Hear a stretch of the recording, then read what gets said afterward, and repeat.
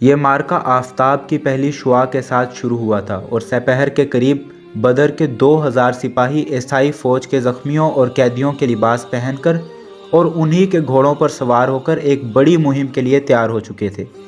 غروب آفتاب سے کچھ دیر قبل سرحد پر فرڈینینڈ کی مملکت کے ایک اہم شہر کے باشندے اپنے فاتح جرنیل کے استقبال کی تیاریاں کر رہے تھے۔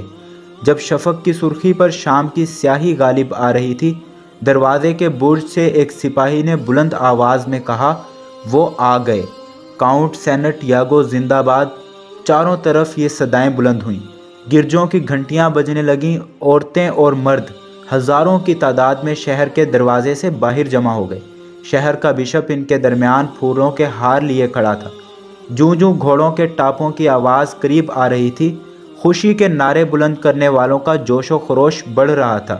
اچانک گرد کے بادلوں میں سے ایک سوار، جس کی سفید قبا ہوا میں لہرا رہی تھی، نمودار ہوا۔ اس نے شہر کے دروازے کے قریب پہنچ کر گھوڑا روکا اور پیچھے دیکھنے لگا۔ آن کی آن میں 2000 سوار دروازے پر جمع ہو گئے۔ اہل شہر پر تھوڑی دیر کے لیے سکتہ طاری ہو گیا۔ وہ انتہائی پریشانی کی حالت میں سمٹ کر ادھر ادھر ہٹ گئے۔ سفید پوش سوار نے نعرہ تکبیر بلند کیا اور فضا میں اللہ اکبر کی صدائیں گونجنے لگیں۔ شہر کے بشپ نے کانوں پر اعتبار نہ کرتے ہوئے سفید پوش کے پرچم کو غور سے دیکھا۔ اس پر صلیب کی بجائے ہلال کا نشان تھا۔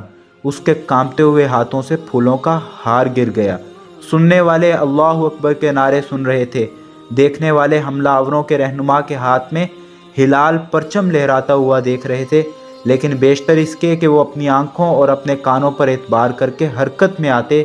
بدر بن مغیرہ کے 2000 جانباز کھلے دروازے سے شہر میں داخل ہو چکے تھے۔ کچھ دیر بعد جب سینٹ کاؤنٹ یاگو کے چند سپاہی جو جان بچا کر جنگل سے نکلنے میں کامیاب ہو گئے تھے، شہر کے قریب پہنچے تو انہیں بھاگتے ہوئے شہریوں کی زبانی معلوم ہوا کہ شہر پر مسلمانوں کا قبضہ ہو چکا ہے۔